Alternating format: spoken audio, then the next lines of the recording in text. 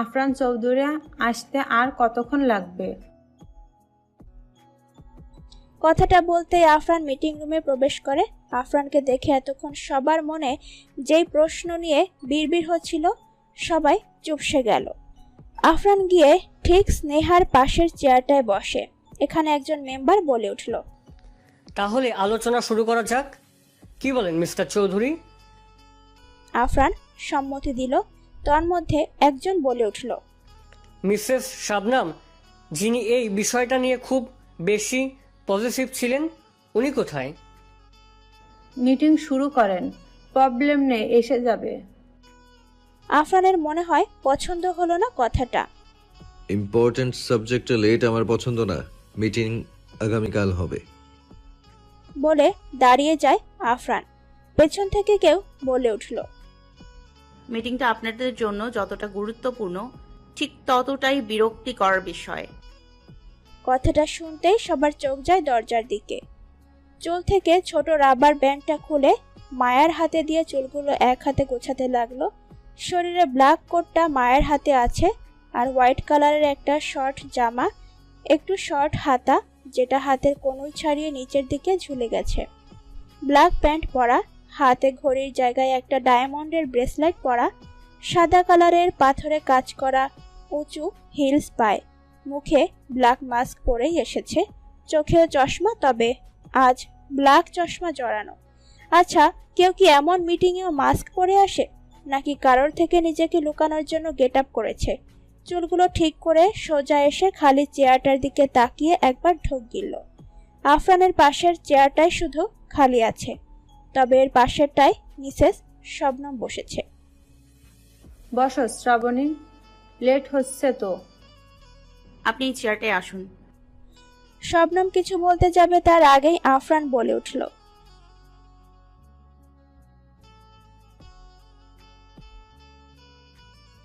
Senior member CEO এর সাথে এভাবে কথা বলাটা ঠিক মনে হলো না কারো কাছেই।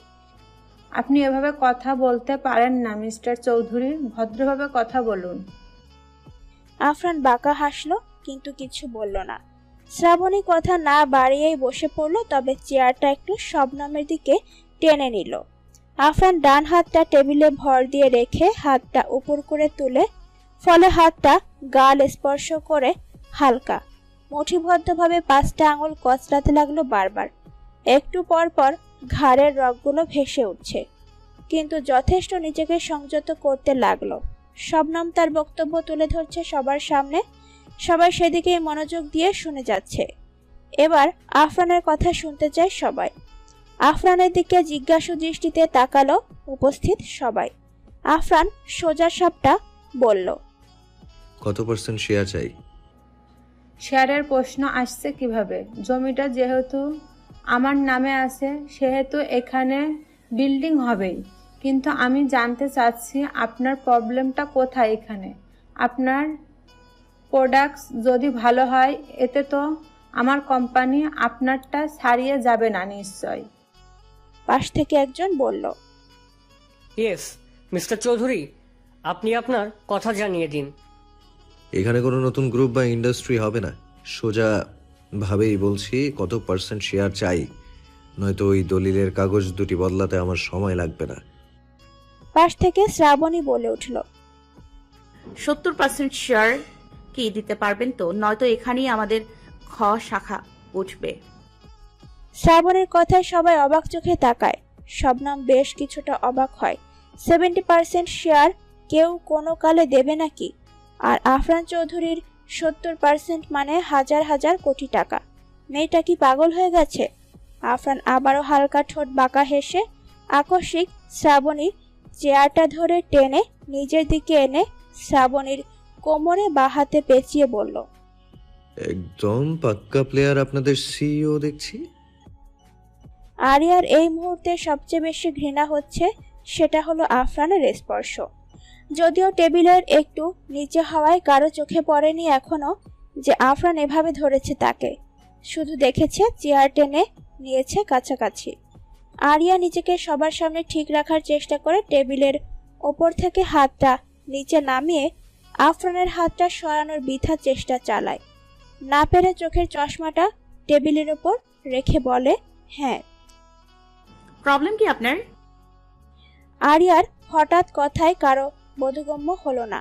আফরান সোজা হয়ে বসে আবারও ভিলেনি হাসি দিয়ে বলল, আমাকে বললেন? আরিয়া বুঝলো এখানের কাউকে আপাতত কিছু বুঝতে দিলে চলবে না। না, আপনাকে নয়। এখন বলুন শর্ত মানছেন কিনা। ওকে, 70% ডান। আফরানের কথায় সবাই অবাক হলো। এটা স্বপ্ন না তো? শবনম যেন না চাইতো বৃষ্টি পাওয়ার মতো হলো। তার প্ল্যান তো ছিল অন্য কিছু। নিজের প্রিয় মানুষকে চোখের সামনে মরতে কেমনটা লাগে সেটা দেখার জন্য এত প্ল্যান করে আফরানকে দেশে আনিয়েছে। আরিয়াকে নিজের কোম্পানির সব স্থাপত্য দিয়েছে, কিন্তু হঠাৎ এই 70%-এর কথা শুনে তো সব ইচ্ছা মরে গেছে এসবের। সারাদিন যদি চৌধুরী গ্রুপ থেকে 70% শেয়ার পায়, তবে তো কথাটা ভাবলেই নিজেকে মহারানীর জায়গায় বসাতে হয়। আপনি কি সিরিয়াস নাকি মজা করছেন? আমাকে কি জোকার মনে হয়? আরিয়াও বেশ অবাক হয়। বেশ, এত সহজে মেনে নেবে সেটা তো জানতো না। সে তো ভেবেছিল নিশ্চয়ই এটা মানবে না, দ্বিতীয়টাই মানবে। কিন্তু অবাক করে দিল কেন? আরিয়াকে এখনো আফরান এভাবেই ধরে আছে। আপাতত আরিয়া নড়ছে না। এটা একটা মিটিং রুম, প্রেস্টিজ আছে সবকিছুতে।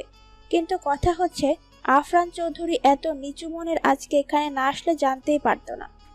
নিশ্চয় সবসময় এই ধরনের কাজ সবসময় করে থাকে মেয়ে মানুষ পাশে বসলে। আচ্ছা, উনি কি আমাকে চিনে ফেলেছে? কথাটা ভাবতেই ধুক করে উঠল কলিজাটা। না, তা কি করে হয়? চিনলে এতক্ষণে নিশ্চয়ই মেরে দিত, হাজারটা চর গালে পড়ত। সবাই কংগ্রেস জানিয়ে হাত মিলায় শবনমের সাথে। আরিয়াও মিলাতে যায়, কিন্তু আফরান বলে ওঠে, ও ম্যাম, আপনার আঙ্গুলে ওটা কিসের দাগ? নিশ্চয়ই ব্যথা পেয়েছেন। হ্যান্ডশেক করতে পারবেন তো? আফরানের এই সাধারণ কথাটা আরিয়ার কাছে কেমন যেন থ্রেট মনে হলো। কি হচ্ছে এসব? নাকি ভয় পেয়ে আছি বলে সবকিছু গুলিয়ে ফেলছি? শবনম আফরানের সাথে হাত মেলাতে চাইলে আফরান ধন্যবাদ জানিয়ে বলল, আপনারা এখন আসতে পারেন। মিটিং শেষে সবাই উঠে দাঁড়ানোর আগেই আফরান আরিয়ার কোমর ছেড়ে দেয়। দ্রুত পায়ে আরিয়াও দাঁড়িয়ে যায় চেয়ার থেকে। মিটিং শেষে বাসায় ফিরেই আরিয়া হল রুমের জিনিসপত্র ভাঙচুর শুরু করে। সার্ভেন্টরা চুপচাপ দাঁড়িয়ে দেখছে। সবাই সামনে থাকা মেয়েটার রাগ দেখেছে সবসময়, কিন্তু আজকের মতো আগে কখনো দেখেনি। সবসময় সাবলীল চলাফেরা করেছে। রাগের কারণে লিমিট ক্রস করে এমন উল্টোপাল্টা জিনিসপত্র ভাঙচুর করতে দেখেনি। আরিয়ার চোখে জল এসে গড়ায়। তীব্র থেকে তীব্র ঘৃণা ওই ছোঁয়ায়, ওই স্পর্শে। ক্যারেক্টারলেস লোকটার সামনে কেন আবারও যেতে হলো তাকে? মায়া ভয়ে কাঁপছে, কিন্তু এই রাগের কারণ তার অজানা নয়। হয়তো খুব কষ্টের, নয়তো ঘৃণা। সে তো মিটিংয়ে আরিয়ার পেছনেই দাঁড়িয়েছিল, সবটা দেখেছে। এত বছর পর আফরান চৌধুরীর সামনে গিয়েছে। এটা কি সহ্য করবে ম্যাম? তার উপর এমন অশ্লীল কাজ করেছে। তখন সবার গুরুত্বপূর্ণ কথার মাঝে সে সবটা দেখেও প্রোটেক্ট করতে পারেনি ম্যামকে, যার থেকে দূরে থাকার জন্য নিজেকে এতগুলো দিন লুকিয়ে রেখেছে। আজ তার সামনেই গিয়েছে। আবার তার ব্যবহারটা আজ জঘন্য ছিল। হ্যাঁ, সে শুনেছিল আফরান চৌধুরীর কথা সবার মুখে, তার নাকি মেয়েদের প্রতি ইন্টারেস্ট নেই। তবে আজ কি দেখালো এটা? মিথ্যে তো নয়। মায়া পরিস্থিতি সামলানোর জন্য প্রথমে আরিয়ার কাছে গিয়ে এক হাত দূরে দাঁড়িয়ে বলল, ম্যাম প্লিজ কাম ডাউন, শান্ত হন। আর এমন অস্বাভাবিকভাবে আপনাকে কিছু না জানিয়ে হবে না। আরিয়া এই মুহূর্তে কারোর সাথে শান্তভাবে কথা বলার মতো নয়, উল্টো এসব কথা ফালতু মনে হচ্ছে। সঙ্গে সঙ্গে টেবিলের ওপর থেকে কাঁচের গ্লাসটা নিছক ভেঙে মায়ার গলা বরাবর ধরে বলল, একদম কথা বলবি না একটাও, নয়তো খুব বেশি ভালো হবে না কারোর জন্য।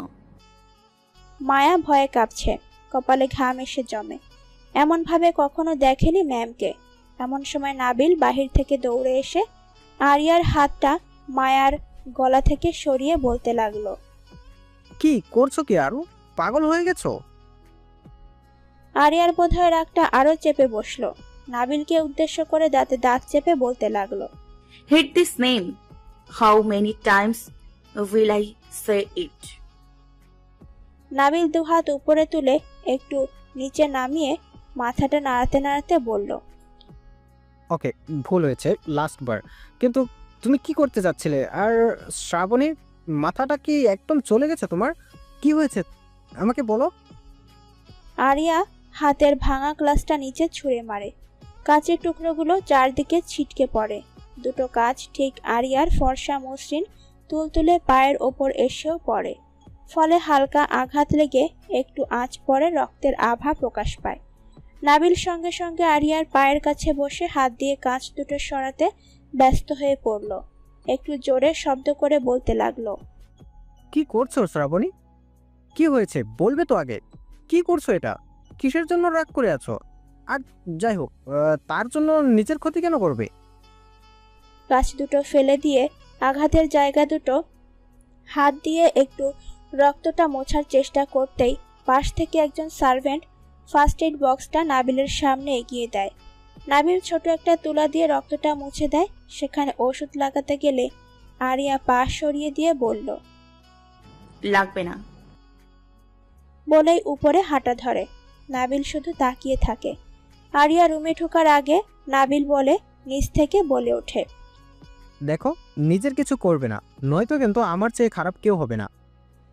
আরিয়া পেছনে তাকানোর প্রয়োজন মনে করেনি। সোজা রুমে ঢুকে দরজা আটকিয়ে দেয়। আরিয়া দরজা আটকাতেই মায়াকে জিজ্ঞেস করলো, কি হয়েছে? মিটিংয়ে কোনো প্রবলেম হয়েছে নাকি অন্য কিছু? মায়া মাথা নত করে ভীত সন্ত্রস্ত হয়ে বলতে লাগলো। আসলে হয়েছে কি মিটিংয়ে?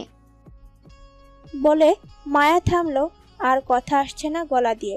যদি এটা শুনে নিশ্চিত নাবিল স্যারের হাতে মরতে হবে।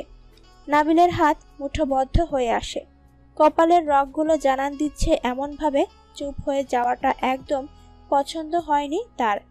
মায়া ভয়ে আবার বলা শুরু করে দিল, আসলে মিটিংয়ের সময় মিস্টার চৌধুরী অভদ্রতামি করেছে ম্যামের সাথে। নাবিল একবার চোখ বন্ধ করে নিজেকে সংযত করার চেষ্টা করলো।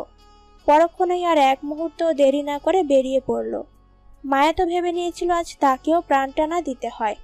আরিয়া গিয়ে ওয়াশরুমে ঢুকে ওপরের শরীরের সাদা ড্রেসটা খুলেই হাত বাড়িয়ে পানি জাতীয় ভীষণ কড়া ঘ্রাণের কিছু একটা নিয়ে শরীরে ঢেলে দিয়ে যতটুকুতে আফরানের ছোঁয়া লেগেছে মনে আছে সবটা শরীরে ঘষা মাজা শুরু করে।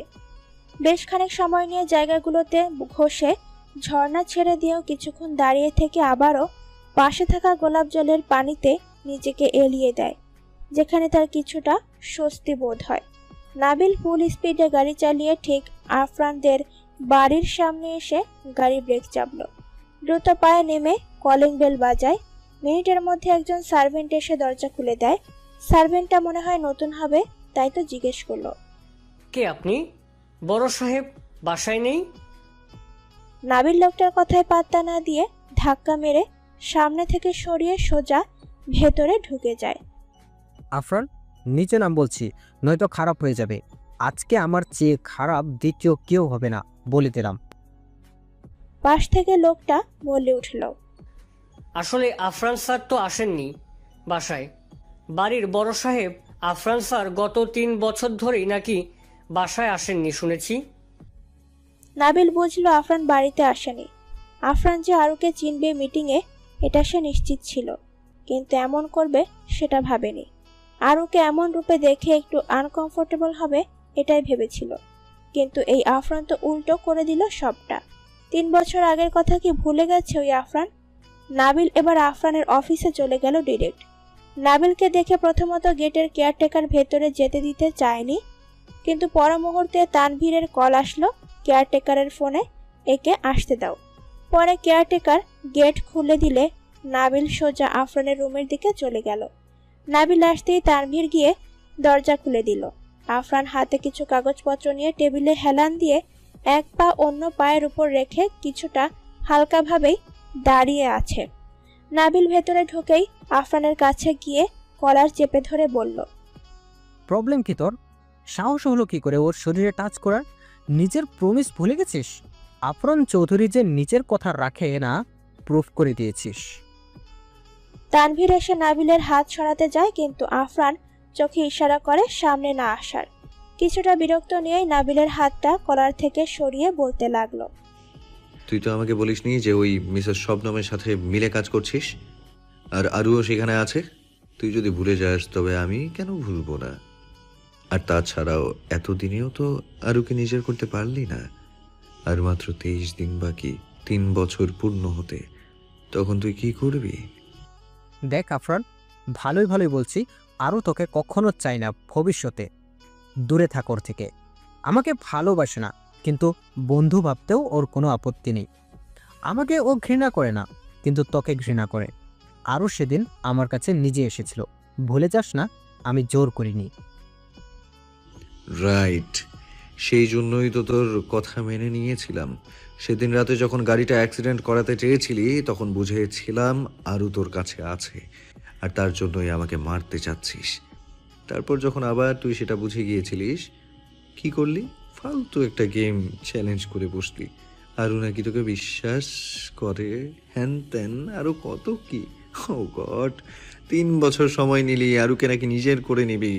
যদিও বিষয়টা জোকস লেগেছে আমার, তবুও শুধু ওই বোকাটা মেয়েটা কত দূর যেতে পারে, সাহসটা কতটুকু বেড়েছে, সেটাই দেখার জন্য তোকে টাইম দিয়ে আমি চলে গিয়েছি। আর তুই ভেবেছিস আমি তোর চ্যালেঞ্জ অ্যাকসেপ্ট করেছি?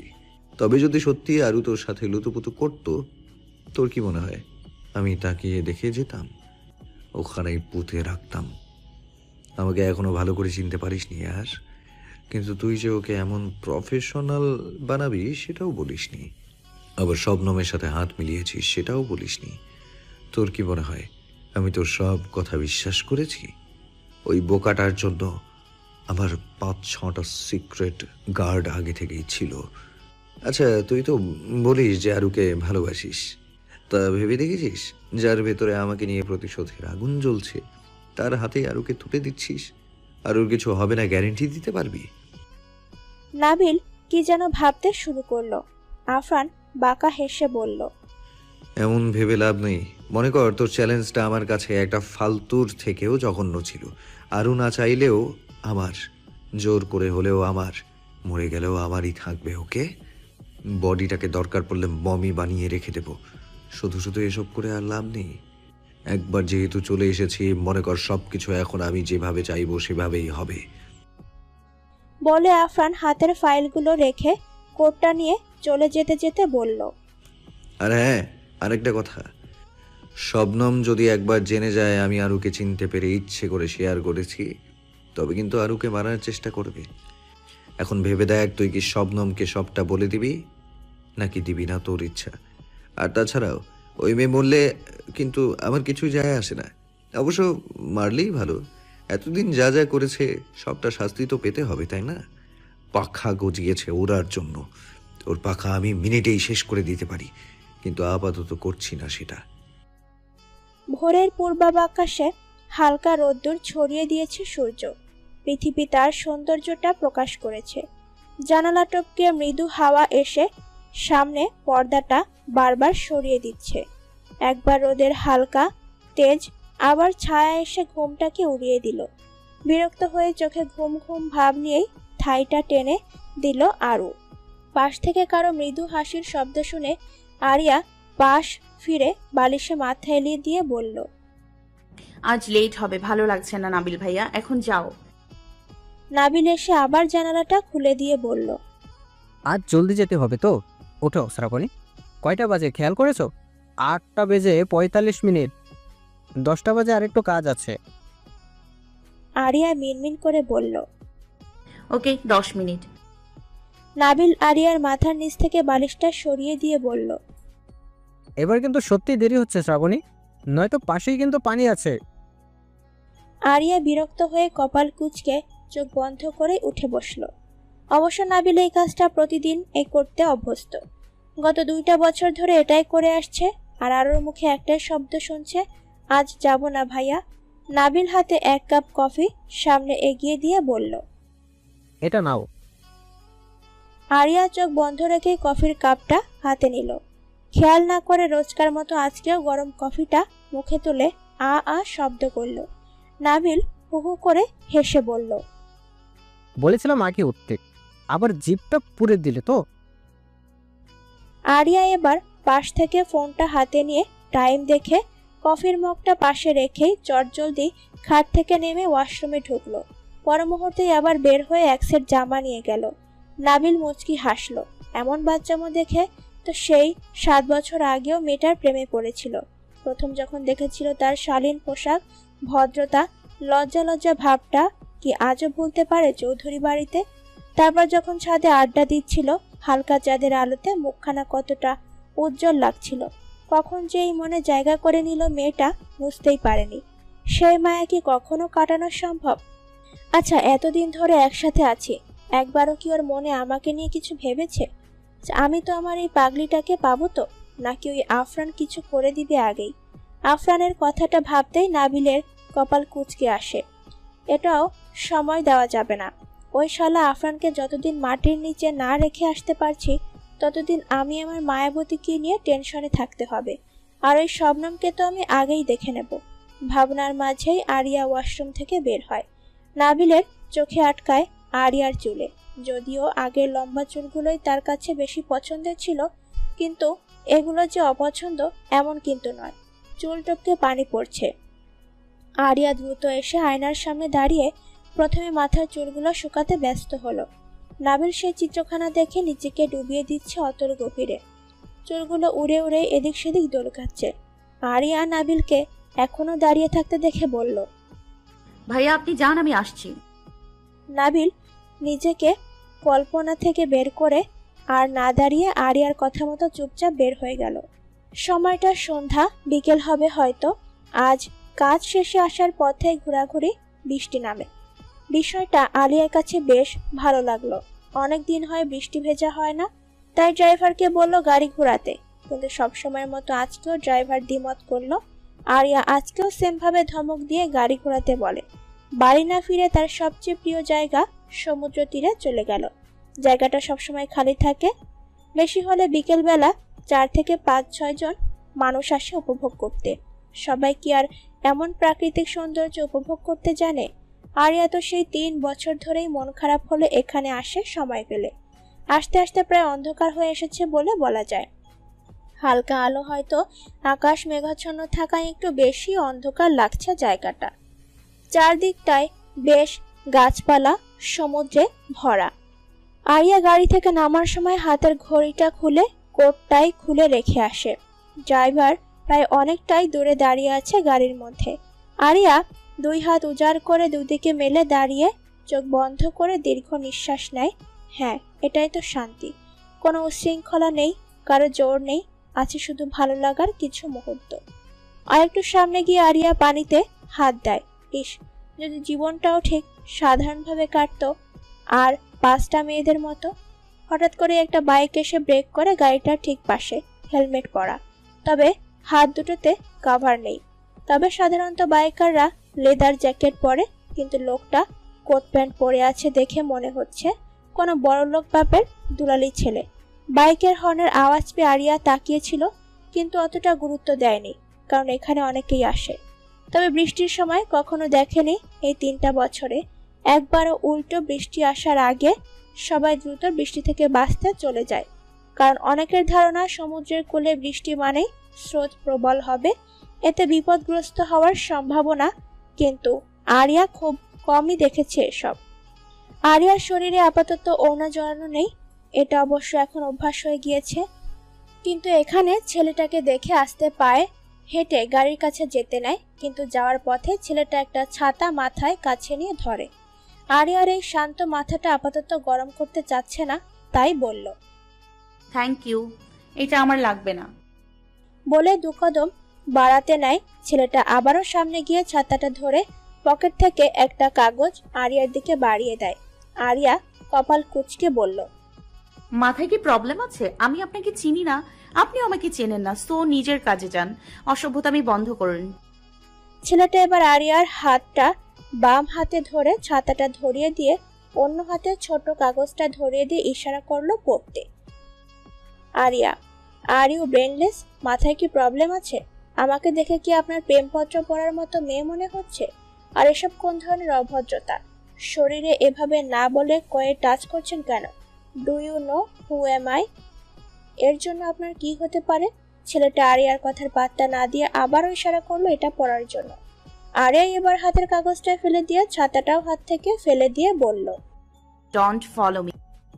বলে আরিয়া আবারও যাওয়ার জন্য পা বাড়াতে ছেলেটা আরিয়ার ডান হাতটা হ্যাচকা টানে নিজের কাছে নিয়ে এসে কোমর পেঁচিয়ে ধরে। কি করছেন? মা বাবা সভ্যতা শেখায়নি বলেই নিজেকে ছোটাতে ব্যস্ত হয়, কিন্তু এমন শক্তিশালী ব্যক্তির সাথে কে পেরে উঠবে? ছেলেটা কিছুই বলছে না, চুপ করে দাঁড়িয়ে আছে এভাবে খিঁচ ধরে। আপনার নামে কেস করব আমি থানায়। ছাড়ুন বলছি। অসভ্যতামির পর্যাপ্ত শাস্তি আপনাকে যদি আমি না দিয়েছি তবে আমিও শ্রাবণী নই। ছেলেটা শুধু তাকিয়ে আছে আরিয়ার দিকে। আরিয়া, আশ্চর্য, একটু ভয়ের ছিটে ফোটাও নেই দেখছি আপনার। নাম কি বলুন তো? মা বাবা আছে তো, নাকি মরে গিয়েছে? শিক্ষা দিতে পারেনি? ছেলেটা এবার আরিয়ার যে হাতে ছাতাটা ছিল ওই হাতটাও চেপে ধরে যথেষ্ট জোরে। ওহ, লাগছে তো আমার। What your problem? সাহস কি করে হয় এমন করার? আরিয়া চারদিকে গুমোট অন্ধকারে ছেয়ে গেছে এতক্ষণ। মিনিট খানেক পরে ছেলেটা আকস্মিক আরিয়াকে কোলে তুলে নেয়। আরিয়া চেঁচিয়ে চেঁচিয়ে বলে যাচ্ছে, নামান বলছি। কে আপনি? আমার সাথে এমন করছেন কেন? লিমিট ক্রস করে ফেলছেন বলে দিচ্ছি। এর শাস্তি কি হতে পারে আপনি জানেন না মিস্টার? আপনারা ছেলেরা এমন কেন? মেয়েদের দেখলেই শুধু।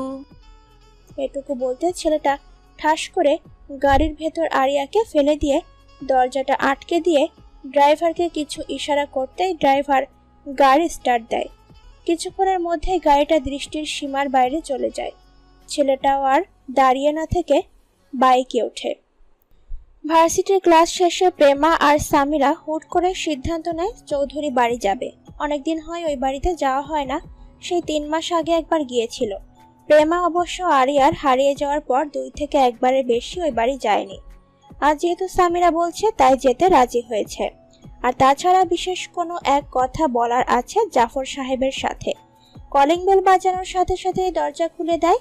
সামিরাকে দেখে দুজন লোক মুখে হাসি রেখে বলল, আপনি এসেছেন ম্যাম সাহেব? কতদিন আপনি এখানে আসেন না। বাড়িটা একদম ফাঁকা হয়ে গেছে। আরিয়া ম্যাম যাওয়ার পর বাড়িটা কেমন যেন শুনশান নীরবতা পালন করে।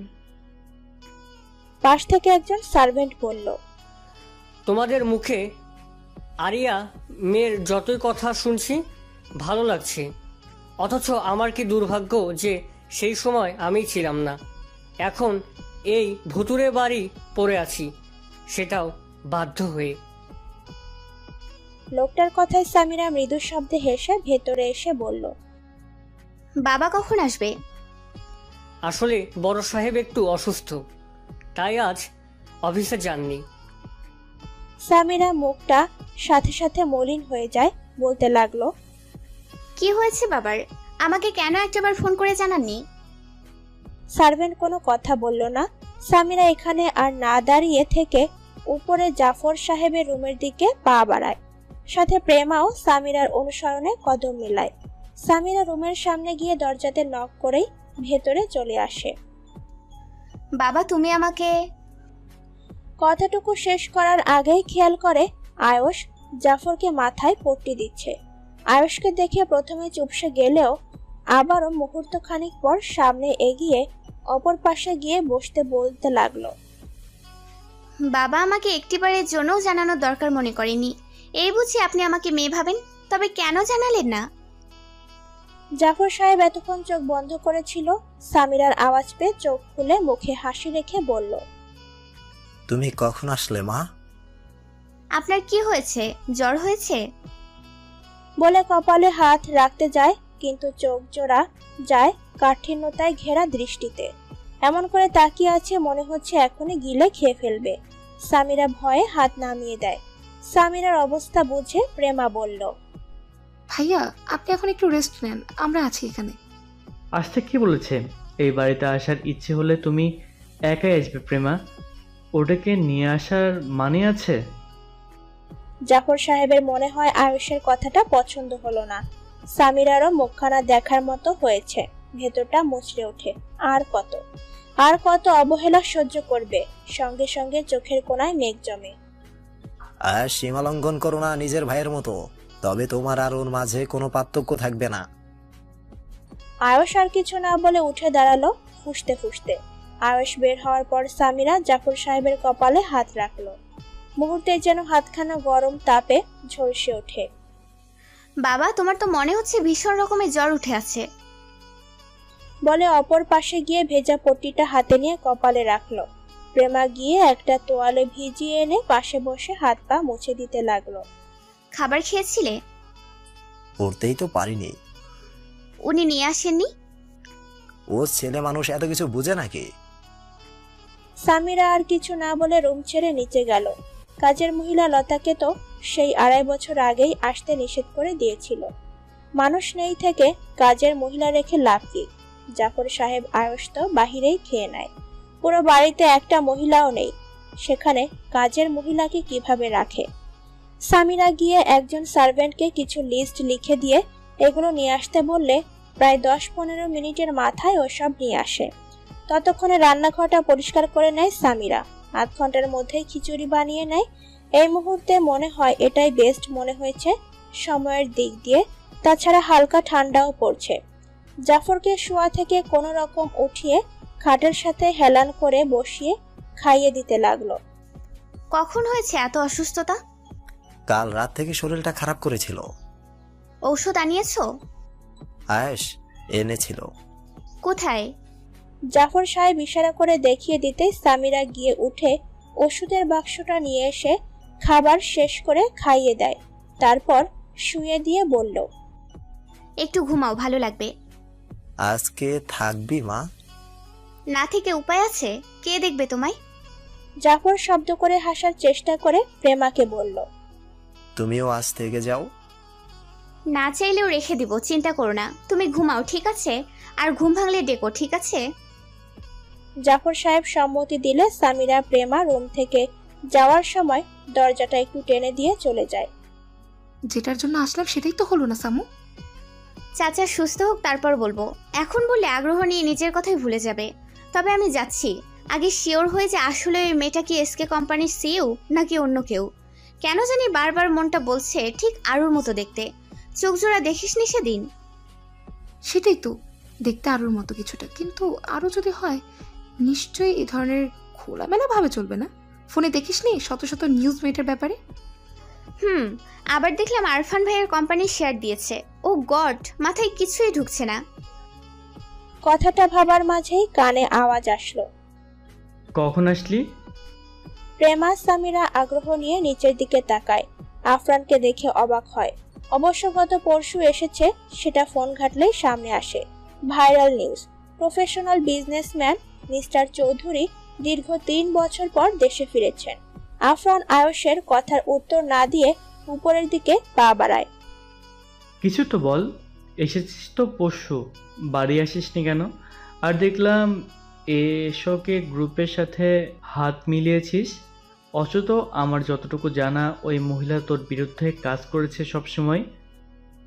আমার যেটা ইচ্ছে হয়েছে করেছি। আমার প্রফেশন নিয়ে কারো বলা আমার পছন্দ না। বলে রুমে যেতে নেয়, কিন্তু মাঝে সামিরা পেছন থেকে প্রশ্ন করে বসে, ভাইয়া আরিয়া কোথায় আছে কিছু জানেন? আফরান বিরক্ত হয়ে পেছন না ঘুরেই বলল, আমার তো মনে হয় ওটা মরে গেছে। এতদিনে বেঁচে থাকার কোনো সম্ভাবনা দেখছি না। বলে বাঁকা হেসে ভেতরে ঢুকে। আফরানের কথাটা এখানে কারো পছন্দ হলো না মনে হয়, তবে কথার মধ্যে কেমন যেন কোনো দ্বিধাহীনতা। তার মানে আরিয়া কোথায় আছে সেটা ভাইয়া জানে, নয়তো এমন স্বাভাবিক আচরণ কখনো করতো না। সামিরা এটা নিয়ে একদম শিওর, কিন্তু যদি মেনেই থাকে তবে বাড়ি নিয়ে আসছে না কেন? কি চাচ্ছে ভাইয়া? ভাবনায় হারিয়ে যায় সামিরা। ভোর ভাঙে প্রেমার কথায়। কি রে, কি ভাবছিস এত? দেখলি ভাইয়া কতটা নির্দয়? আরিয়া এই কারণেই ভাইয়াকে সহ্য করতে পারতো না। চুপ কর তো, তোকে পরে বুঝিয়ে বলবো, এখন আয়। কি বলবি? সামিরা উত্তর করলো না। সময়টা বোধহয় বিকেল টাইম হবে। অনেকক্ষণ হয়েছে প্রেমা সামিরা একবার ছাদে একবার বাগানে আড্ডা দিচ্ছে, হাঁটছে। অতীত নিয়ে আরো সহ মজার মজার কথাগুলো আজ ভীষণ করে মনে পড়ছে। সেগুলো মুখে বলা বলি করছে দুজনেই। এই শোন না, আমি আবার আসবো রাতে, এখন যেতে হবে। কেন? গোসল দিয়ে আসেনি তো, কেমন যেন লাগছে। ও সেম অবস্থা। শোন, আমার কিছু সেট জামা আছে এখন ওই বাড়িতে, চল এগুলো পরি দুজন। তোর সমস্যা নেই তো? আবার যাবি আবার আসবি, বেশি রানিং হয়ে যাবে না? ওকে চল, সমস্যা নেই, আমার এখন যেতে ইচ্ছে করছে না, একা একা ভালো লাগে না। সামিরা প্রেমা ভেতরে গিয়ে সোজা আয়ুষের রুমে গেল। একটু আগে আয়ুষ বেরিয়েছিল, তাই তো ভয় নেই ভেতরে। কাবাড খুলে কপাল কুচকায় সামিরা। জামা কাপড় তো একটাও নেই, অবশ্য না থাকার কথা। এতদিন কি উনি আর রেখে রেখে চোখের সামনে ইচ্ছে করে বিরক্তিকর জিনিস দেখবে নাকি? কিন্তু কোথায় রেখেছে? সামিরা পুরো কাবাড চেক করছে। আয়ুষের জামা কাপড়গুলো এক এক করে নামিয়ে খাটের উপর রাখছে, আর নিজের জামা কাপড় খুঁজে বেড়াচ্ছে। চোখে তো পড়ছেই না তার জামাগুলো। আরে ভাই, মানলাম আমি বিরক্তিকর মানুষ, তাই বলে কি জামাগুলো ডাস্টবিনে ফেলে দিবি? উছড়ে পোকার লোক একটা। যতই পজিটিভ চিন্তা করি ততই আরো দূরে সরিয়ে দেয়। কথাটা ভাবতেই পেছন থেকে বলে ওঠে, এসব হচ্ছে কি এখানে? আমার রুমে মেয়ে মানুষ কেন? আর এসব কি করছো? প্রেমা ভীত চোখে তাকায় আয়ুষের দিকে।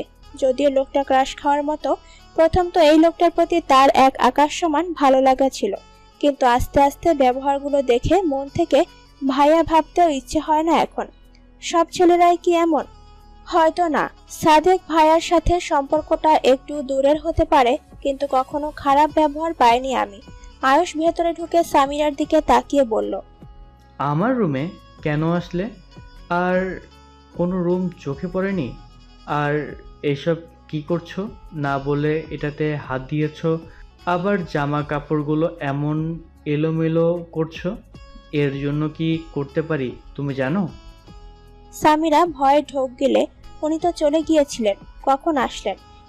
আসলে হয়েছে কি ভাইয়া, এটুকু বলতে আয়ুষ বলল, তুমি এখন আসতে পারো, আমার ওই মেয়ের সাথে কথা আছে। প্রেমা ভয়ে আর কথা না বাড়িয়ে বেরিয়ে যায় রুম থেকে। প্রেমা যেতে আয়ুষ দরজাটা আটকে দেয়। দেখুন, সত্যি বলছি, আমার কিছু জামা কাপড় ছিল এখানে, তাই এসেছি, পাচ্ছিলাম না।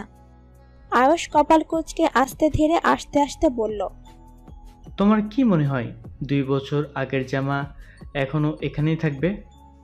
2 বছর আগের না তো, কিছু মাস আগে যখন একবার চাচা অসুস্থ হয়েছিল তখন এনেছিলাম। তোর কি মনে হয় যে তুই এখানে জামা রাখবি আর আমি সেগুলো গুছিয়ে রেখে দেবো যত্ন সহকারে? আয়ুষকে এমন ভাবে দেখে সামিরার কপালে ঘাম জমে। 2 কদম পিছিয়ে বলতে লাগলো, ও আসলে আমি বুঝিনি, ভুলে গিয়েছিলাম। ঠিক আছে, আমি চলে যাচ্ছি। বলে আয়ুষকে পাশ কাটিয়ে দ্রুত পায়ে দরজার দিকে যেতে নিলে আয়ুষ এক হাতে ধরে বলল, কোথায় যাচ্ছিস? এগুলো কি আমি ভাঁজ করব? তুই অগোছলা করবি আর আমি এসে এসব ঠিক করব? আসলে আমি ঠিক করে দিচ্ছি তো। বলে আয়ুষের থেকে হাতটা ফুটাতে চাইলো, কিন্তু আয়ুষ উল্টো সামিরার সামনে গিয়ে দাঁড়িয়ে দাঁত কটমট করতে করতে বলল, কার্ড থেকে বলে বাড়ি ছেড়েছিলি, আমি তোকে বলেছিলাম চলে যেতে। আমি তো। আয়ুষ সামিরার কথা কেড়ে নিয়ে বলল, আমার থেকে বলে গিয়েছিলি? কলিজাটা কত বড় হয়েছে দেখি। আমাকে ডিভোর্স নোটিশ পাঠাতে চেয়েছিলি, বল বল, কত বড় কলিজা হয়েছে তোর? সামিরা ভীত কণ্ঠে জবাব দিতে লাগলো, আপনিই তো বলেছিলেন চলে যেতে, মনে নেই? আর তাছাড়া আপনি তো আমাকে সহ্য করতে পারেন না, তাই তো গিয়েছি। আর আরও নেই, কি করব থেকে? এই বাড়িতে আরোর জন্য এসেছিলি, তোকে আরও বিয়ে করে এনেছিল। ছি, কি সব বলছেন আপনি? তাহলে কেন বললি আরও নেই, তাই চলে গিয়েছিস? আরে আগের শব্দটা শুনেনি? এই বাড়িতে আমার কেউ নেই বাবা ব্যতীত। আর বাবা কতক্ষণ বা বাড়িতে থাকে? আমি কি চাঁদের দেশে থাকি, চোখে পড়ে না? আজব তো, এভাবে কথা পেঁচাচ্ছেন কেন? আমি তো বললাম আমি আপনার চোখে বিষাক্ত হতে চাই না, তাই। আমি তোকে সেটা বলেছিলাম। আবারও কিন্তু উল্টো কথা শুনিয়ে যাচ্ছেন। হাত ছাড়ুন, এগুলো গুছিয়ে চলে যাব, আর আসবো না আপনার রুমে। ওহ, তা আর কার বেডরুমে যাওয়ার ইচ্ছে আছে? আপনি কিন্তু খুব বাজে কথা বলে যাচ্ছেন তখন থেকে। যখন বাড়ি ছেড়ে গিয়েছিলি একবারও নিজেকে এই বাড়ির বউ মনে করেছিস? কখনো দেখেছিস বাড়ির বউরা এমনি করে হাজবেন্ডের থেকে না বলে বাপের বাড়ি চলে যায়? সামিরা নিরুত্তর হয়ে আয়েশার দিকে চোখ রাখে এবার। এভাবে তাকিয়ে আছিস কেন?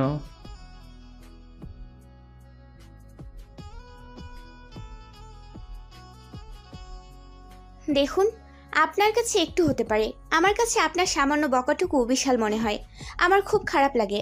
আপনি কিভাবে বুঝবেন প্রিয় মানুষটির থেকে অবহেলা পেলে নিজেকে কেমন লাগে? যখন আপনি কাউকে ভালোবাসেন মন থেকে সেদিন বুঝবেন। অবশ্য সেটা বিয়ের পরে বেশি উপলব্ধি হয়। যখন নতুনভাবে আবার বিয়ে করে সংসার করবেন তখন বউ থেকে। কথাটা শেষ করার আগেই আয়েশ সামিরাকে আকস্মিক এক ঝটকায় দেয়ালের সাথে মিশিয়ে নিয়ে বলল, তুই চাস আমি বিয়ে করি? সামিরা ভয়ে কাঁপছে। এই দুই ভাইয়ের রাগ কি এমনই? চাচা তো সরল, তবে রাগটা কার মতো পেয়েছে এরা? কি হলো, চুপ করে আছিস কেন বল? এভাবে বলছেন কেন? আমাকে এখান থেকে যেতে দিন, পরে বলছি। 3টা বছর অপেক্ষা করিয়ে রেখেছিস, আর কত? আমাকে কি মনে হয়? হ্যাঁ, যা ইচ্ছে করে যাচ্ছিস, কিছু বলছিস মানে এই নয় আমার কোনো অবধি কিছু যায় আসে না। আপনার কথা কিন্তু কিছুই বুঝতে পারছি না আমি। বাবা উঠে যাবে, যেতে দিন আমায়। আয়েশ এবার দেয়াল থেকে হাত সরিয়ে কিছুটা শান্ত হওয়ার চেষ্টা করে সামিরার সামনে থেকে সরে দাঁড়ায়। সামিরা দীর্ঘ শ্বাস ফেলে যাওয়ার জন্য, কিন্তু আয়েশ এবার শান্ত গলায় বলে ওঠে, এগুলো ঠিক করে দিয়ে যা। সামিরা দেরি না করে এগুলো চট করে গুছাতে শুরু করে। মিনিট কয়েক পর আয়েশ এক সেট সালোয়ার কামিজ সামিরার সামনে হাত বাড়িয়ে ধরে। সামিরা অবাক হয়, আয়েশের দিকে তাকিয়ে বলে, কোথায় রেখেছিলেন? একদম অতিরিক্ত প্রশ্ন করবি না। সামিরা কথা না বাড়িয়ে কাপড় হাতে নিয়ে এক সাইডে রেখে আয়েশের জামাগুলো ভাঁজ করতে লাগলো। এইসব রেখে গোসলে যা, আবার রাত করে গোসল দিলে জল বানাবি নিজের, তখন এর দায় কে নিবে? সামিরা কথা বাড়ায় না, জানেই বৃথা যাবে। নিজের কাপড়গুলো হাতে নিয়ে বলল, আরেক সেট থাকলে দিন, প্রেমাও। আয়েশ চুপচাপ কাবার থেকে আরেক সেট নিয়ে আসলো। সামিরা কিছুটা অবাক হয়, কারণ আয়েশের পার্সোনাল যে র্যাকটা, ওটার থেকে জামা বের করছে, যেখানে সামিরা কখনো কিছু রাখেনি, কারণ এটা আয়েশের পার্সোনাল, আগেই নিষেধ করে দিয়েছে ধরতে। তাই আয়েশ কপাল কুঁচকে হাতে জামাটা ধরিয়ে রুম ছাড়ে। বারান্দায় ছোট একটা দোলনা টাঙানো।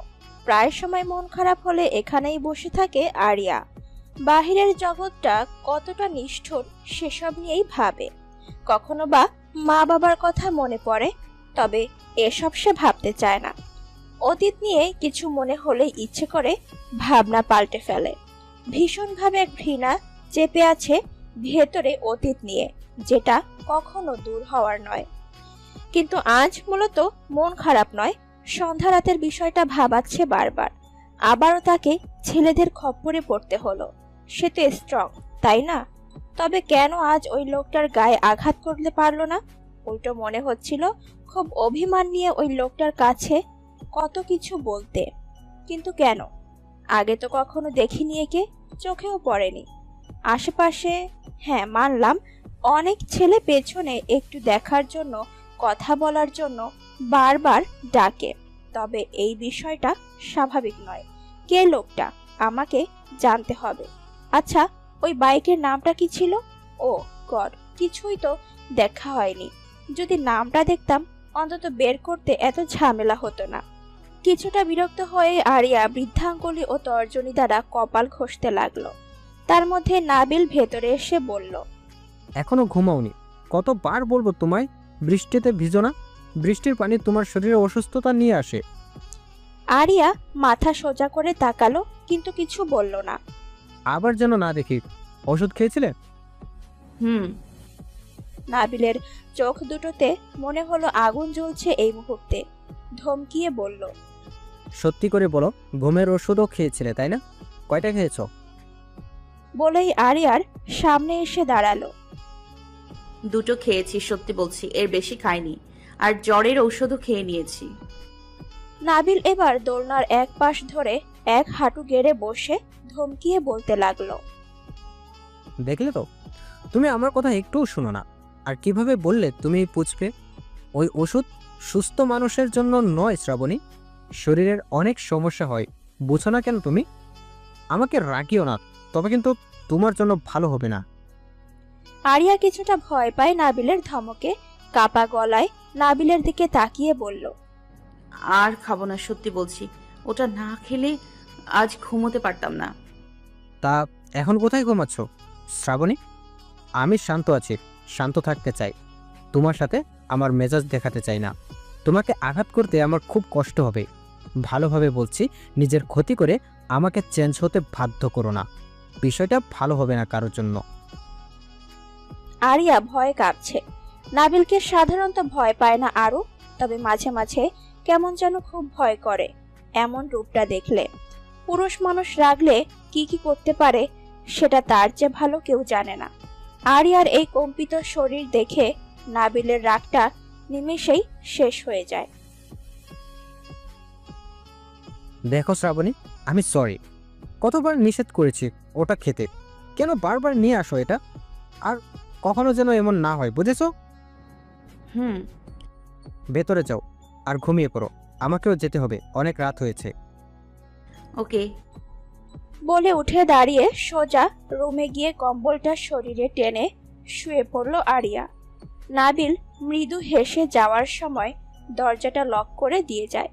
মাঝরাতে আকস্মিক শরীরে কারো উষ্ণ ছোঁয়া অনুভব হতেই আরিয়া ঘুম ঘুম চোখে বিড়বিড় করে বলল, কেউ কি এখানে আছে?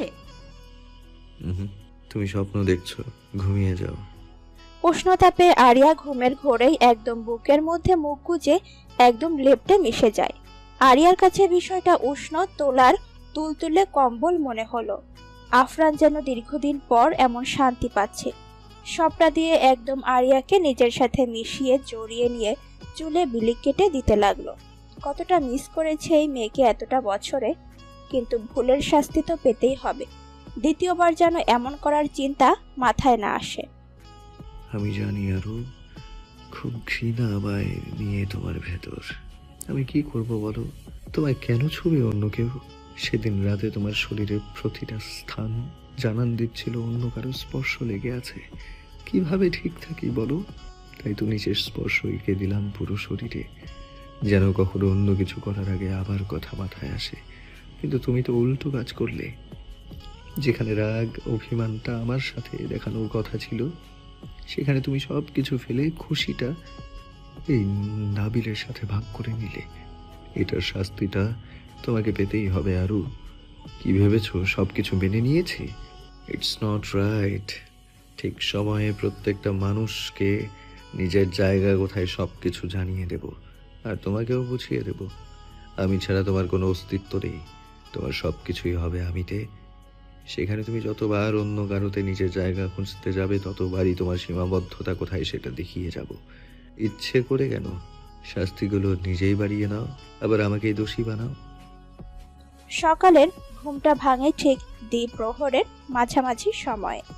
রোদের তাপে শরীরে হালকা ঘাম জমায় ঘুমটা হালকা হয়। পাশ থেকে নাবিল বলে উঠল, মহারানীর ঘুম ভেঙেছে তাহলে? আজকে অফিস যাব না প্লিজ। আজ ফ্রাইডে শ্রাবণী। আর একটু ঘুমাই তাহলে। তোমার ইচ্ছা, তবে এখন 1:30টার উপরে বাজে, চাইলে সন্ধ্যা পর্যন্ত ঘুমাতে পারো। আরিয়া হকচকিয়ে লাফিয়ে উঠে বসে বলল, হোয়াট? এতটা সময় ঘুমিয়েছি? নিজেই দেখো ঘড়িতে। আরিয়া পাশে অ্যালার্ম ঘড়িটিতে একবার চোখ রেখে বলে, আজ অ্যালার্ম কেন বাজলো না? ঘুমের জন্য হয়তো শুনতে পাওনি। অ্যালার্ম বাজলে অবশ্যই আমি শুনতাম। আগেও তো অনেকবার খেয়েছি ঘুমের ট্যাবলেট। সেটা আমি কি জানি, হয়তো অ্যালার্ম এড করতে ভুলে গেছো। আমার স্পষ্ট মনে আছে আমি লাইট অফ করার আগে অ্যাড করেছি। Trust me. আচ্ছা মানলাম, এখন যাও ফ্রেশ হয়ে আসো। কিন্তু অ্যালার্মের হয়তো ভূত এসেছিল। বলে হালকা শব্দে নাবিল হাসল। নাবিল জানে হয়তো অ্যালার্ম বেজেছে, ঘুমের ঘোরে টের পায়নি, তাই কথা বাড়ায়নি বিষয়টা নিয়ে। নাবিল সে কখন থেকে দাঁড়িয়ে দাঁড়িয়ে মুগ্ধ হয়ে দেখছে আরিয়া রেডি হচ্ছে। আজ কোথাও বেরোবে? বিশেষ কোনো কাজে নয়। রেডি হচ্ছ যে? একটু নদীর তীরে যাব। তাছাড়া আমার কিছু কাজ আছে। ওই লোকটা কে ছিল বৃষ্টিস্নাত সন্ধ্যায় আমাকে তো জানতেই হবে। ওই ছেলেকে জেলে না দেওয়া অবধি আমার শান্তি নেই। মেয়েদের সাথে অসভ্যতামির ফল কি হতে পারে এটা জানা দরকার গোটা পৃথিবীর। আমি আসবো? প্রয়োজন নেই, তবে ওখানে আপনার কাজ থাকলে আমার আপত্তি নেই। ঠিক আছে, একাই যাও, তবে সাবধান থেকো। বৃষ্টি আসলে যদি আজকেও ভিজো তবে কিন্তু। ঠিক আছে, ভিজবো না আজ। বলে আলিয়া শার্টের হাতা ফোল্ড করতে করতে বেরিয়ে গেল। নাবিল মুচকি হাসে। সব কিছুতেই তোমাকে এত ভালো লাগে কেন বলতে পারবে? জাফর সাহেব অনেকটাই সুস্থ হয়েছেন। সামিরা কাল থেকে যা যত্ন নিয়ে যাচ্ছে, সুস্থ না হয়ে উপায় আছে? তবে হাঁটতে গেলে মনে হয় যেন মাথাটা এক্ষুনি ঘুরিয়ে পড়ে যাবে। চোখেও ঘোলাটে দেখে। এই বুঝি ডক্টরের কাছে গেলে চশমাটা ধরিয়ে দেবে, যেটা খুব অস্বস্তিকর মনে হয়। সেটা ভেবেই আজ অব্দি চোখে ডক্টরের কাছে যাননি জাফর। প্রেমা সামিরা মিলে পুরো বাড়িটা সারাদিন লাগিয়ে সুন্দরভাবে গুছিয়ে গেছে, কিন্তু আকস্মিক এই মুহূর্তে কতগুলো লোক বাড়ির ভেতরে ঢুকে গেল। সামিরা আশ্চর্য হয়ে একজন সার্ভেন্টকে জিজ্ঞেস করে, লোকগুলো কারা? কি করতে এসেছে? সাথে এত এত ফুল কেন? কেউ আসবে? কিন্তু এমন কেউ তো নেই যে তাকে আসলে এমন ফুল দিয়ে বরণ করতে হবে। সার্ভেন্ট একটু আস্তে করে বলল, আসলে আফরান স্যার এগুলো আনিয়েছেন। বাড়িতে নাকি পার্টি আছে আজ। ভাইয়া বলেছে? না, লোকগুলো তো সেটাই বলল। সামিরা আর কিছু না বলে ওই লোকগুলোর কাছে গিয়ে বলল, কিসের পার্টি জানতে পারি? একটা লোক বলল, সেই সব তো জানি না ম্যাম, কিন্তু মিস্টার চৌধুরী যেহেতু এসব করতে বলেছেন, নিশ্চয়ই বিশেষ কোনো অনুষ্ঠান আছেই। সামিরা আর কিছু না বলে সোজা জাফর সাহেবের কাছে গিয়ে বলতে লাগলো, বাবা শুনেছো কিছু? আফরান ভাইয়া নাকি বিয়েতে পার্টির ব্যবস্থা করছে। এগুলোকে বাড়িতে না করলে হয় না? আফরান বাড়িতে এসেছে? আমি তো জানি না। কালকে এসেছে, তোমার কাছে একবারও আসেনি। কতটা নিষ্ঠুর মন ভাইয়ার। আরিয়া মিথ্যে বলতো না, দেখলে প্রমাণ হয়ে গেল আবারও। আরিয়ার নামটা নিতেই জাফর সাহেবের মুখটা কেমন যেন অসহায়ের মতো হয়ে গেল। তার বাড়ি থেকেই অত্যাচারিত হয়ে মেয়েটা এভাবে চলে গেল। এর যে ঘৃণ্যতম লজ্জার বিষয় আর কিছুই হতে পারে না। জাফর সাহেব কথাটা ভাবতেই চোখে জল এসে গেল। সামিরা বুঝতে পেরে বলল, এসব ভেবে শুধু শুধু কষ্ট পেয়ে লাভ আছে? শোনো না, কাঁদবে না একদম তুমি। বলে সামিরা জাফর সাহেবের চোখ মুছে দেয়। জানিস কিছু? কিসের পার্টি রে? জানলে তো তুই এতক্ষণে জেনেই যেতি, তাই না? আচ্ছা বাদ দে, সে যাই হোক, আমাদের তাতে কি? সন্ধে হলেই চলে যাব। কালকে যাব। চাচা এখনো ঠিক হয়নি। আমিও প্রথমে সেটাই ভেবেছিলাম। এভাবে চাচাকে ফেলে যাওয়া ঠিক হবে না। আরিয়া অনলাইনে প্রত্যেক মডেলের ছবি দেখছে। দুপুরবেলা নদীর পাড়ে গিয়ে আর ইচ্ছে করেনি অন্য কোথাও যেতে, তাই বাসায় চলে আসে। শুয়ে শুয়ে আগে ওই বাইকের নাম, মডেল সবকিছু জেনে পরে গিয়ে এই কোম্পানিতে খোঁজ নেবে, এটি তার উদ্দেশ্য। একের পর এক বাইকের ছবি দেখে যাচ্ছে। মাঝেই কারো কল আসে। আরিয়া বিরক্ত হয়ে নামটার দিকে তাকালে MS দিয়ে সেভ করা নামটা দেখেই ফোনটা রিসিভ করে কানে দিল। 1 মিনিটের মাথায় আরিয়া রাগে জেতে ফোনটা হাত থেকে ফ্লোরে ছুঁড়ে মারে। পেয়েছি কি আমাকে? যেটা নিষেধ করেছি সেটা নিয়ে এত বাড়াবাড়ি কেন করতে হবে? ওই লোকটার সামনে নেক্সট আর যাব না। কালকেই তো শুনিয়ে আসলাম, তবে আজ কেন আবারও? মেরে ফেলবো ওই মহিলাকে, একজনকেও ছাড়বো না। আরিয়ার শরীর রাগের তোপে কাঁপছে। চুলগুলো দুহাতে চেপে ধরে মাথা নুয়ে চুল টেনে রাগ কমানোর চেষ্টা হয়তো। চৌধুরী বাড়ির গেট থেকে শুরু করে পুরো বাড়ি ফুল আর কালারিং লাইটের আলো, আবার আজকের নিউ কিছু কালেকশনের ঝাড়বাতি লাগিয়েছে আগেরগুলো খুলে। যদিও মুগ্ধকর পরিবেশ তৈরি হয়েছে, কিন্তু যেই কারণে এসবের আয়োজন, সেই কারণটা ভালো কোনো কাজের নয়। SK এর সাথে যেই শেয়ারের আঞ্জাম দেওয়ার কথা দিয়েছিল আফরান, সেটারই দলিল নিয়ে শবনম সকালে আফরানের কাছে গিয়েছিল। বিষয়টা বিরক্তিকর হলেও আফরান চুপ করে মেনে নিয়ে বাড়িতে ইনভাইট করে। যেহেতু প্রস্তাবটা আরিয়া করেছিল, তাই অবশ্যই এখানে আরিয়ার থাকাটা সবচেয়ে জরুরি শবনমের কাছে। তার কাছে আরিয়া শুধুমাত্র ব্যবহারের জিনিস। ডিলটা কমপ্লিট হলেই এত বছরের যে প্রতিশোধের নেশাটা কাজ করছে সেটাই করবে বলে পুষে রেখেছে। কিন্তু ওই নাবিলটা না আবার মাঝে এসে সবটা ভেস্তে দেয়, সেটারই আশঙ্কা। সময়টা সন্ধ্যার অনেকটা পরে। আয়ুষ একটু অফিসে গিয়েছিল, যেহেতু বাবা যায়নি কাজটাও তার উপরে বর্তায়। এসেই বাহির থেকে এসব দেখে কিছুটা বিস্মিত হয়। ভেতরে এসে সবটা পরখ করে বোঝার চেষ্টা করে আসলে হয়েছেটা কি। তাই প্রথমেই জাফর সাহেবের কাছে যাওয়ার উদ্দেশ্যে কদম ফেলতেই পেছন থেকে কেউ একজন বলে উঠল, কিরে, তোদের বাড়িতে অনুষ্ঠান কিসের, বললি না তো? আয়ুষ পেছন ঘুরে তাকায়। সাদেককে দেখে মুখে হাসির রেখা টেনে সাদেকের কাছে গিয়ে জড়িয়ে ধরে বলে, কখন আসলি, বললি না যে? সাদেক আয়ুষের পিঠে হালকা শব্দে দুটো থাপ্পড় মেরে বলল, এখন কি আমাকে বলে বলে আসতে হবে তোদের বাড়ি? আয়ুষ সাদেককে ছেড়ে দিয়ে বলে, সেটা কখন বললাম? তা বউকে দেখার জন্য বুঝি এত তারা যে ডিরেক্ট বাড়ি চলে আসলি? বেশি কথা বলিস। বউকে দেখার হলে এখানে কেন আসলাম? আর তুই তো জানিস ওই ব্রো বিয়েটার ব্যাপারে, তাহলে আবার কোনো কেন বলছিস? ঠিক হে ইয়ার, আমিও দেখে নিব কতদিন বউ ছাড়া দূরে থাকতে পারিস।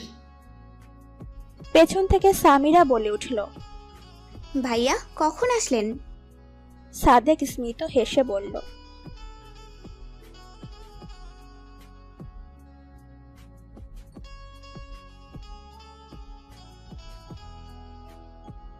বলে আয়ুষের পেটে ঘুষি মারলো আস্তে। আহ, কি করছিস? যা তো, ওভার অ্যাক্টিং বন্ধ কর, আগে ফ্রেশ হয়ে আস। হ্যাঁ ভাইয়া, আপনি যান, আমি আর প্রেমা কিছু তৈরি করছি। প্রেমা? আই মিন, ও কি এখানে এসেছে? ওহ, তাহলে তুই না জেনে এসেছিস। দেখলি, হার্ট কানেক্ট এমনি হয়। বলে হু হু করে হাসতে লাগলো। পেছন থেকে কড়া গলায় কেউ একজন বলে উঠল, এটা মজা করার জায়গা না, কথা বলার হলেও উপরে গিয়ে কথা বল, পার্টি মেম্বার্স আসবে। সবার দৃষ্টি এখন দরজার কাছে। আফরান কারোর দিকে না তাকিয়ে পাশ কেটে সোজা হেঁটে উপরে চলে যায়। তার মানে আফরান ব্রোর বিজনেস পার্টি হবে হয়তো, সেটা নিয়ে আমরা মাথা ব্যথা না করলেও চলবে। আপনারা ফ্রেশ হয়ে আসুন, আমি গেলাম। তুই কি আমাকেও বললি? সামিরা আবার পেছন ফিরে তাকায়। কি হলো, উত্তর দে। যার ইচ্ছা যাবেন, কিন্তু আপাতত সাদেক ভাইয়াকে মিন করেছি। আপনি নিজেকে মনে করলে করতেই পারেন। কথাটা ইচ্ছে করে খোঁচা দিয়ে বলে দ্রুত পায়ে কিচেনের দিকে চলে যায়। আয়ুষ কপাল কুঁচকে সেদিকে তাকিয়ে থাকে। প্রেমার ওপর থেকে সবটাই খেয়াল করেছে, তবে সে নিচে গিয়ে কি করবে? উল্টো নিজেকে সবার মাঝে ছোট মনে হবে, তাই তো যায়নি। এতগুলো বছর পর আবারও পাবার আছে সেই চৌধুরী বাড়ির রাজকীয় সাদা মার্বেল পাথর দ্বারা তৈরি চিরচেনা বাড়িতে, যার প্রতিটি জায়গা তার খুব ভালো করেই চেনা। আচ্ছা, কোনো কিছু পরিবর্তন হয়েছে কি, নাকি আগের মতোই আছে সবটা? গেটের সামনে দাঁড়িয়ে আরিয়া এসব ভেবে যাচ্ছে। আরিয়া নীরবতায় প্রকাশ করছে, অতীত নিয়ে ভেবে যাচ্ছে। পাশ থেকে নাবিল বলল, শ্রাবণী, কি হলো? চলো, আমি আছি তো, সমস্যা হবে না। ওই শবনমের সাথে পরে বোঝাপড়া করে নিব, আপাতত কিছু করার নেই। আর ভয় পেও না, আমি তোমার পাশ থেকে কোথাও যাব না। আরিয়া কথা না বাড়িয়ে নোজ মাস্কটা একটু টেনে, মাথার কেপটাও একটু নিচের দিকে টেনে দিয়ে ডোন্ট কেয়ার ভাব নিয়ে গেট পেরিয়ে ভেতরে পা রাখলো। আরিয়া রুমের ভেতরে ঢুকতেই পাশ থেকে কয়েকজন লোক ওয়েলকাম ম্যাম বলে সম্মাননা জানালো। আরিয়ার হাত পা বারবার ঠান্ডা হয়ে যাচ্ছে। কোনো দিক না তাকিয়ে সোজা গিয়ে রুমের মাঝে বরাবর যে ছোট টেবিলটা রাখা আছে, দেখেই বোঝা যাচ্ছে আলোচনাটা এখানেই হবে, তাই চেয়ার টেনে সেখানে বসলো। আরিয়ার পেছনে মায়া দাঁড়িয়ে আছে, পাশেই নাবিলও বসে গিয়েছে। শবনম অবশ্য এখনো আসেনি। আরিয়া বারবার হাত কচলাচ্ছে, হাতের তালু ঘামছে। রিল্যাক্স শ্রাবণী, তেমন কিছু নয়, শুধুমাত্র কিছু সাইন লাগবে। তোমাকে বেশিক্ষণ থাকতে হবে না, কাজ শেষেই চলে যেও। আরিয়া কিছুই বলছে না, চুপচাপ মাথা ঠান্ডা রাখার প্রয়াস চালিয়ে যাচ্ছে। ওয়েট একটু, আমি আসছি। বলে নাবিল জায়গা ছাড়ে, উদ্দেশ্য ড্রিঙ্ক করবে একটু। শ্রাবণী এসব পছন্দ করে না, তাই জায়গা থেকে উঠে ডিরেক্ট অন্য কোথাও চলে গিয়েছে। একজন ওয়েটার এসে বলল, ম্যাম, লাগবে কিছু? বলে একটা ড্রিঙ্কসের গ্লাস এগোতে গেলেই মায়া বলল, ম্যামের জন্য আর জুস প্লিজ। আর এইসব ম্যামের সামনে দ্বিতীয়বার নিয়ে আসবেন না, ওকে? লোকটা সম্মতি জানিয়ে হাতের ট্রে থেকে জুসের একটা গ্লাস টেবিলে রেখে চলে যায়। হঠাৎ করেই সামিরা এসে মায়ের কাছে গিয়ে আস্তে কণ্ঠে বলতে লাগলো, একটু কথা বলবো, শুনবেন? ইয়েস, কিছু বলবেন? আপনার ম্যামের নামটা জানতে পারি? SK group CEO miss Shraboni. এটুকু বলতে ফিসফিস আওয়াজ শুনে আরিয়া পেছন ঘুরে তাকিয়ে কিছু বলতে নিবে, তখনই চোখ যায় সামিরার দিকে। সামিরাও খেয়াল করে মুখে হাসি দিয়ে ভীত গলায় বলল, আসলে ম্যাম আমি এবারের বউ, আপনারা যার সাথে বিজনেস নিয়ে কথা বললেন তার ছোট ভাইয়ের বউ। বলছিলাম যে একটু কথা বলা যাবে আপনার সাথে? পাশ থেকে মায়া বলে উঠল,